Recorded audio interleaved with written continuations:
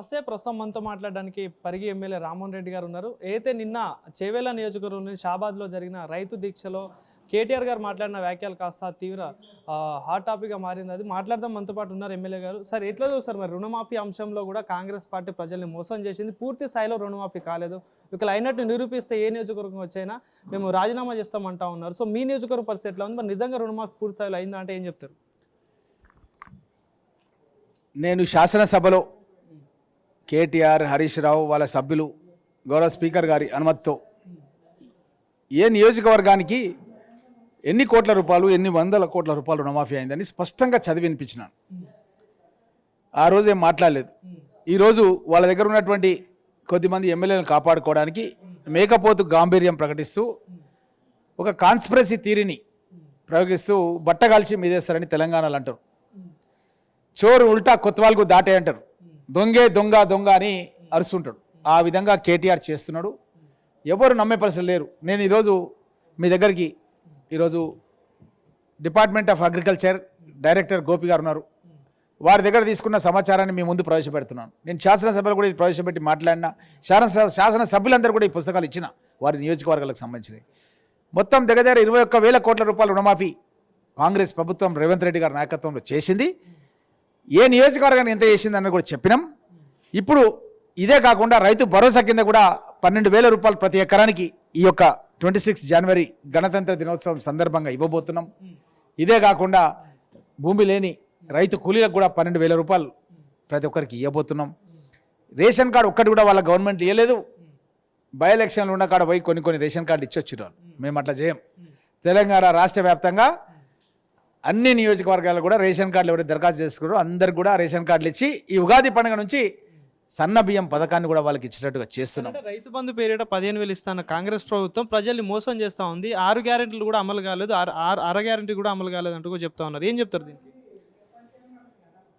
మీకు అందరికీ తెలుసు, 7,25,000 కోట్ల రూపాయలు అప్పు చేసి రాష్ట్రాన్ని దివాలా తీసిండు కేసీఆర్, కేటీఆర్, హరీష్ రావు కుటుంబ పాలన చేసి.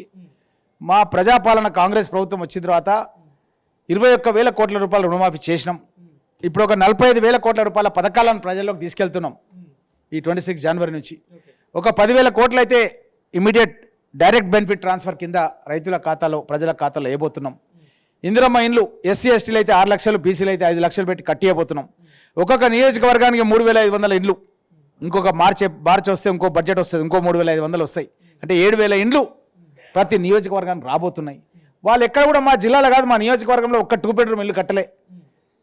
తల దించుకునే పరిస్థితి ఉండి మొన్న ఎంపీ ఎలక్షన్లో గుడ్డుసున్న ఓట్లు వచ్చినాయి. వాళ్ళకు ఒక్క ఎంపీ సీట్ గెలవలే. వాళ్ళు మాజీ మంత్రులను, ఎమ్మెల్యేలను నిలబెట్టారు టికెట్ ఇచ్చి. అయినా సరే డిపాజిట్లు గల్లంత అయినాయి. ఏం చేయాలో దిక్కుతోచక ఉన్న ఎమ్మెల్యేలు పోతున్నారన్న భయంతో కేటీఆర్ ఈ విధంగా ఎప్పుడు జైలుకు పోతాడో తెలియక భయభ్రాంతులకు గురై మేకపోతు గాంభీర్యం ప్రకటిస్తూ అబద్ధాలను నిజాలుగా చిత్రీకరించే విధంగా సోషల్ మీడియాను ఉపయోగించి చేస్తున్నాడు. కానీ ప్రజలెవరు కూడా నమ్మే పరిస్థితి లేరు. మేము ప్రజాక్షేత్రంలో మేము గ్రామ సభలు పెట్టి గ్రామ సభల ద్వారా ఎంత రుణమాఫీ చేసినాం అనేది స్పష్టంగా చెప్పబోతున్నాం. అదేవిధంగా రైతు భరోసా కూడా ప్రతి ఎకరానికి ఇవ్వబోతున్నాం అనే విషయాన్ని చెప్పబోతున్నాం. అంటే రాష్ట్రంలో రాబోయే రోజులలో కూడా బై ఎలక్షన్స్ రాబోతున్నాయి కొన్ని నియోజకవర్గాలలో అని చెప్తా ఉన్నారు. ఏం చెప్తారు మీరు దీనికి? నిజం అంటే ప్రజలంతా బీఆర్ఎస్ పార్టీ వైపు చూస్తూ ఉన్నారని చెప్పేసి మాట్లాడుతూ ఉన్నారు. నిజంగా ఆయన మాట నిజమైతే మొన్న ఎంపీ ఎలక్షన్లలో ఎందుకు గాడిది గుడ్డులాగా ఒక 0 వస్తుంది?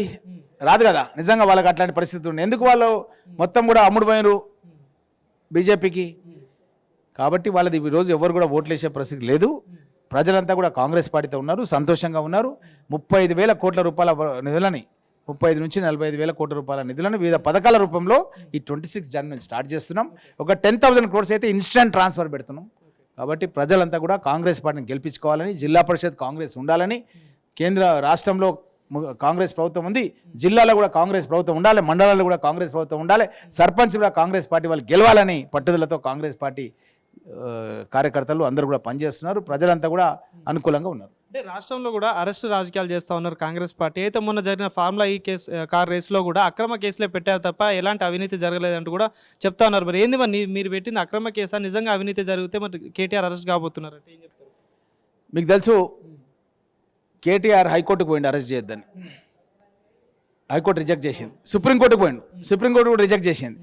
నిజంగా ఒకవేళ అది కేసు కరెక్ట్ది కాకపోతే వాళ్ళు ఎందుకు అనుమతించరు?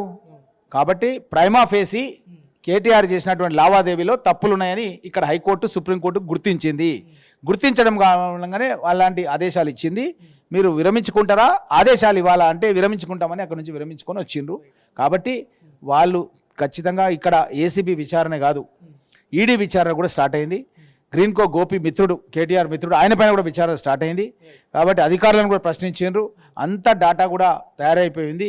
రేపో మాపో జైలుకి వెళ్ళే పరిస్థితి ఉన్న కేటీఆర్ తను ఏ విధంగా వాళ్ళ యొక్క ఎమ్మెల్యేలను కాపాడుకోవాలనే ప్రయత్నంలో ఉన్నాడు తప్ప ఇది వాస్తవం కాదన్న విషయాన్ని తెలియజేస్తుంది. చివరగా ఒక ప్రశ్న సార్, అయితే ఇంకా రాష్ట్రంలో అంటే కాంగ్రెస్ ప్రభుత్వంలో మంత్రివర్గ విస్తరణ చేయాల్సింది ఇంకా పెండింగ్లో చాలా ఉన్నాయి. సో మరి ఏంది మరి రామ్మోహన్ రెడ్డి గారు మళ్ళీ మంత్రి పదవి రేసులో ఉన్నారా అంటే ఏం చెప్తారు? ఖచ్చితంగా వ్యక్తిగతంగా కాంగ్రెస్ పార్టీ నుంచి నేను రెండోసారి శాసనసభ్యునిగా గెలిచినాను. చివరి పార్లమెంట్లోనే అత్యధిక మెజార్టీ ఓట్లు నాకు పడ్డాయి. మీకు తెలుసు, 24,000 చేంజ్. ఎన్ని ఓట్లు మా పార్లమెంట్లో, చివరి పార్లమెంట్లో ఏ ఎమ్మెల్యేకి రాని ఓట్లు నాకు పడ్డాయి. 2 సార్లు నేను జిల్లా అధ్యక్షుని కూడా సేవలు అందించిన జిల్లా లోపల. గతంలో సిఎల్పి కార్యదర్శిగా కూడా పనిచేసినాను, జానారెడ్డి గారు సిఎల్పి నాయకుడిగా ఉన్నప్పుడు. అంతకుముందు డాటా అనలిటిక్స్ డిపార్ట్మెంట్ శక్తి చైర్మన్గా ఉండి తెలంగాణ రాష్ట్ర వ్యాప్తంగా కాంగ్రెస్ పార్టీ సభ్యత్వ నమోదును కూడా పెద్ద ఎత్తున చేసినాను. దానికి రాహుల్ గాంధీ గారే నాకు కితాబునిచ్చి నాకు అవార్డు కూడా ఇచ్చిండు. కాబట్టి నేను పార్టీ క్రమశిక్షణ కలిగిన కార్యకర్తగా, సైనికుడిగా పనిచేస్తున్నా. నాకు కాంగ్రెస్ అధిష్టానం, గౌరవ ముఖ్యమంత్రి గారు మంత్రి పదవి ఇస్తారని ఆశిస్తున్నాను. ఇస్తే సంతోషం. Thank you sir. Thank you.